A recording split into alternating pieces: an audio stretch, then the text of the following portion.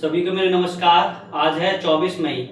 तो आज के वीडियो का टॉपिक है यूपी पुलिस। यानी हमने जैसा कि आपसे कहा था कि बहुत ही जल्द हम आपके लिए यूपी पुलिस के बारे में शॉर्ट नोट के माध्यम से लेके आएंगे। तो यूपी पुलिस के ये पार्ट 1 है। आज सबसे पहले स्टार्ट करते हैं उत्तर प्रदेश। यानी उत्तर प्रदेश के बारे में समझते हैं कि इसमें कई ऐसे टॉपिक होंगे जो परीक्षा की दृष्टि से महत्वपूर्ण होंगे। तो हमने शॉर्ट नोट के माध्यम से इसमें कई ऐसी चीजें ऐड करी है जो आपके एग्जाम में आने की संभावना होगी। तो चलिए स्टार्ट करते हैं यूपी पुलिस। तो यूपी पुलिस का ये पार्ट 1 है ये आपका।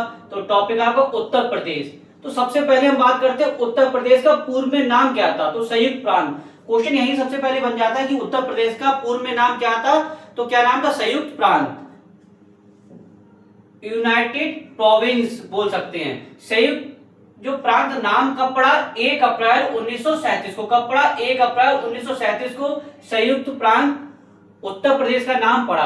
अच्छा, राज्य पुनर्गठन जब हुआ था 1 नवंबर 1956 को, तो क्या चाहिए हम उत्तर प्रदेश के नाम से जानते हैं। तो सबसे पहले जो नाम का क्या था? संयुक्त प्रांत था। संयुक्त प्रांत कब पड़ा? 1 अप्रैल 1937 को। अब देखिए क्वेश्चन कैसे बनेगा कि उत्तर प्रदेश का पूर्व में नाम क्या था। तो संयुक्त प्रांत क्या था? संयुक्त प्रांत। अच्छा, जो संयुक्त प्रांत नाम कब पड़ा? तो 1 अप्रैल 1937 को। कब पड़ा? 1 अप्रैल 1937 को। अब आगे समझते हैं क्षेत्रफल कितना है।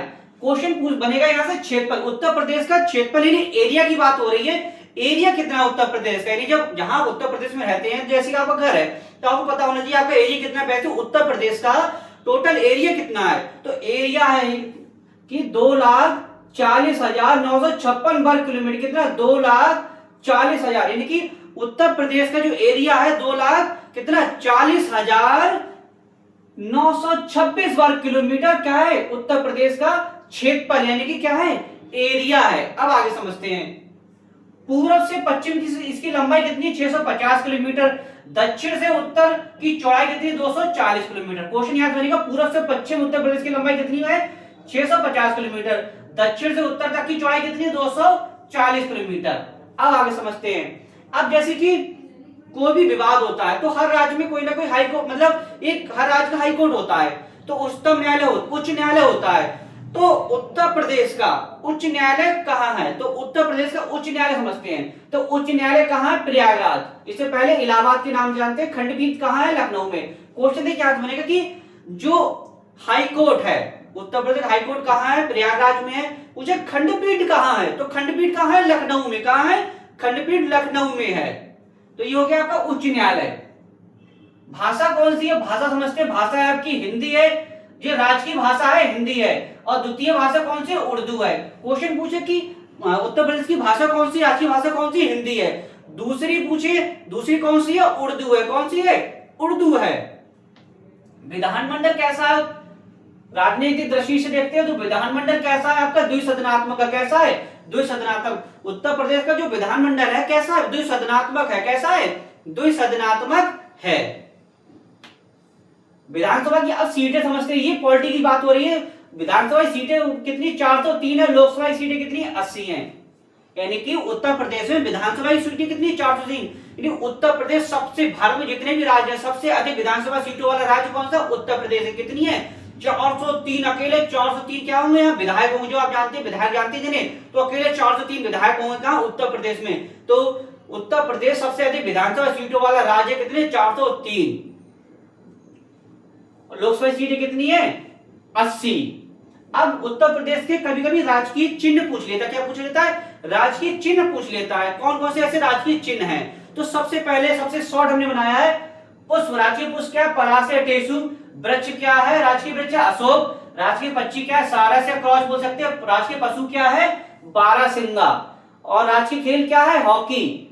जलीय जीव कौन सा है? गंगा डॉल्फिन।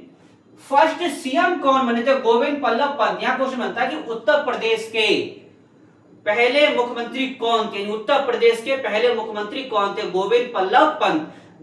गोविंद बल्लभ पंत उत्तर प्रदेश के प्रथम मुख्यमंत्री थे। क्वेश्चन बहुत पूछता है कि उत्तर प्रदेश के प्रथम मुख्यमंत्री कौन थे? गोविंद बल्लभ पंत। कौन थे? गोविंद बल्लभ पंत उत्तर प्रदेश के प्रथम मुख्यमंत्री थे।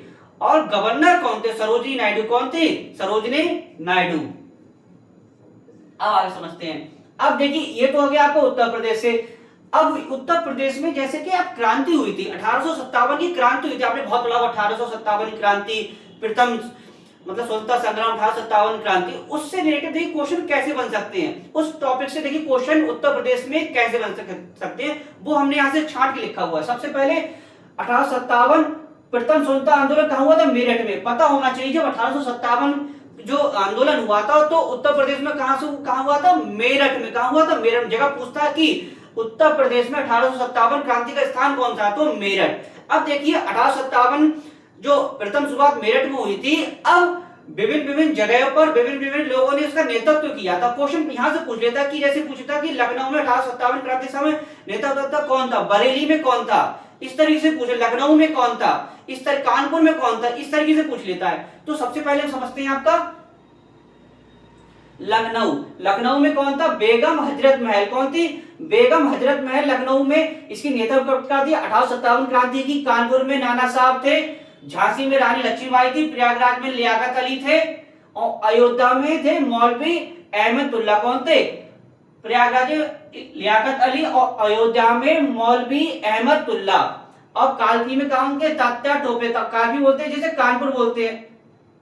कालपी कानपुर में तो नाना साहब थे, लेकिन कालपी अलग है। कालपी में कौन थे? तात्या टोपे थे। और मथुरा में कौन थे? देवी सिंह। मेरठ में महत्वपूर्ण कदम सिंह मेरठ में नेतृत्व करता थे। एक बरेली रह गया। तो हम बरेली क्वेश्चन पूछ रहे थे कि आपको बताना है कि बरेली में जो 1857 की क्रांति के नेतृत्व करता कौन थे। महत्वपूर्ण बरेली बहुत पूछता है, इसलिए नहीं लिखा हमने बरेली। यानी बरेली में जो 1857 क्रांति हुई थी उस समय 1857 की क्रांति के नेतृत्व करता कौन थे, आपको कमेंट से बताना है। अगर आप परीक्षा पुलिस की सीरियसली दे रहे हैं तो आपको बरेली के बारे में पता होना चाहिए। बरेली मतलब 1857 क्रांति समय बरेली में नेतृत्व करता कौन थे, ये महत्वपूर्ण याद रखिए कि मेरठ में कौन थे? कदम सिंह थे नेतृत्व करता। ये हो गया 1857 क्रांति का।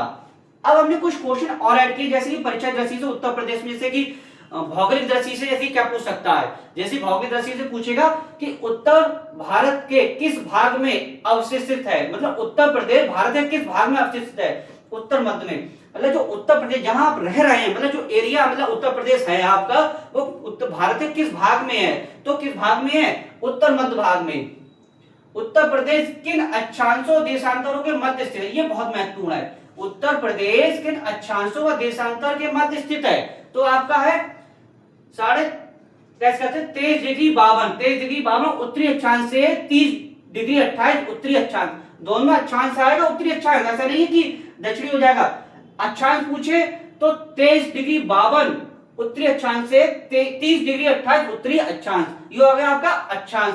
अब पूछे देशांतर की बात हो रही है तो 70 डिग्री 3 पूर्वी देशांतर से 84 डिग्री 39 पूर्वी देशांतर, मतलब दोनों में पूर्वी देशांतर आएगा, ऐसा नहीं कि दक्षिणी हो जाएगा। तो 77 डिग्री 3 पूर्वी देशांतर थे, 84 डिग्री 39 पूर्वी देशांतर क्या है?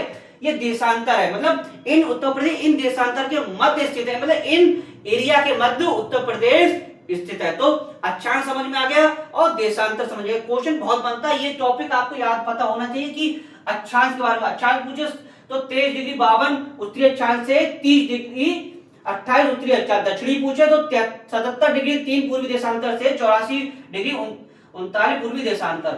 अब पूछे क्षेत्रफल एरिया पूछ लेता कि उत्तर प्रदेश का क्षेत्रफल एरिया कितना है। तो एरिया कितना है इससे पहले भी बता चुके 240 928, मतलब कभी 26 भी दे देता है वर्ग किलोमीटर। अब उत्तर प्रदेश लंबा कितना चौड़ा, मतलब कितना लंबा कितना चौड़ा कितना, मतलब आपको पता नहीं उत्तर प्रदेश कितनी लंबाई कितनी है चौड़ाई कितनी है, तो कितना लंबा है। तो सबसे पहले हम लंबा की बात हो रही तो 605 किलोमीटर और चौड़ाई 240 किलोमीटर।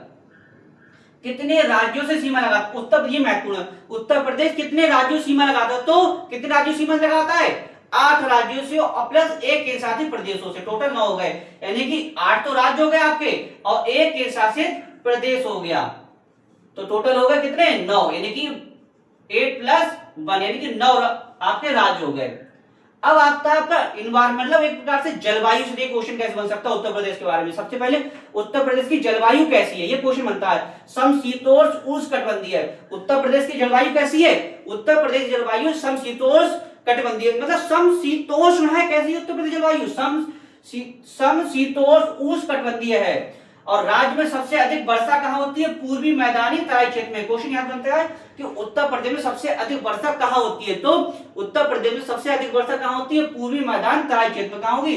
पूर्वी के जो मैदान का तराई क्षेत्र है वहां पे सबसे अधिक वर्षा होगी।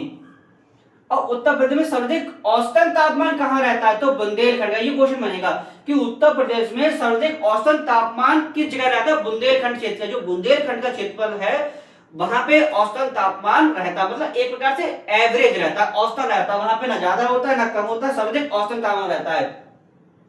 और उत्तर प्रदेश सबसे अधिक वर्षा किस जिलों में होती है? गोरखपुर। ये बहुत महत्वपूर्ण है। क्वेश्चन यहां से बन सकता है कि उत्तर प्रदेश में सबसे अधिक वर्षा वाला जिला कौन सा है? गोरखपुर। यानी गोरखपुर उत्तर प्रदेश का सबसे अधिक वर्षा वाला जिला है। क्वेश्चन यहां से बनेगा कि उत्तर प्रदेश का सबसे अधिक वर्षा वाला जिला कौन सा है? गोरखपुर। गोरखपुर में सबसे अधिक वर्षा होती है। अच्छा, गोरखपुर में सबसे अधिक वर्षा होती है तो यही से पूछ लेते हैं उत्तर प्रदेश में सबसे कम वर्षा वाला जिला कौन सा है? उत्तर प्रदेश में ऐसा कौन सा जिला है जहां पे सबसे कम वर्षा होती है? तो 2 क्वेश्चन हो गए। आपको कमेंट्स में बताना है कि उत्तर प्रदेश सबसे अधिक वर्षा वाला जिला बता दी कौन सा है? गोरखपुर सबसे ज्यादा वर्षा होती है, और सबसे कम किस जिले में वर्षा होती है वो आपको कमेंट्स में बताना है। अब नदियों से, अब देखिए नदियों से क्वेश्चन कैसे बन सकता है कि उत्तर प्रदेश में बहने वाली नदियां 3 प्रकार से, मतलब उत्तर प्रदेश में 3 प्रकार से नदियां बहती है। कैसे, कौन कौन सी बहती है? ये समझते हैं। सबसे पहले हिमालय से निकलने वाली नदियां हैं, गंगा के मैदानी भाग से निकलने वाली नदियां हैं, और दक्षिण पठार से निकलने वाली नदियां। 3 तरह की। गंगा के सबसे पहले हिमालय से निकलेंगी, गंगा के मैदानी भाग से, और कहां से? दक्षिणी पठार से निकलने वाली नदियां हैं। ये बहुत महत्वपूर्ण। गंगा नदी उत्तर प्रदेश के 28 जिलों से होकर बहती है। ये बहुत महत्वपूर्ण क्वेश्चन है। कैसे बनेगा कि गंगा नदी उत्तर प्रदेश से कितने जिलों से होकर प्रवाहित होती है? 28 जिलों से, यानी 28 जिलों से गंगा नदी उत्तर प्रदेश के से प्रभावित होती है। यानी गंगा नदी उत्तर प्रदेश के 28 जिलों से होकर प्रभावित होती है। क्वेश्चन कैसे बनेगा कि गंगा नदी उत्तर प्रदेश से कितने जिलों से होकर प्रभावित होती है? 28 जिलों से। 28 जिलों से होकर गंगा नदी प्रभावित होती है। तो आपका क्या चाहिए? यूपी पुलिस का शॉर्ट में कुछ सिलेबस तैयार हो गए। ऐसे ही हम आगामी क्लासेस में यूपी पुलिस जब का एग्जाम हो जाता तब तक शॉर्ट नोट के माध्यम से आपको कुछ ना कुछ नया लेके आएंगे जो आपके परीक्षा की दृष्टि से बहुत ही महत्वपूर्ण होगा। तो आशा करता हूं वीडियो आपको अच्छा लगा। वीडियो अधिक से अधिक लाइक कीजिएगा, शेयर कीजिएगा, कमेंट्स कीजिएगा। इसके बाद वीडियो समाप्त करने नेक्स्ट टॉपिक के साथ मिलेंगे। धन्यवाद।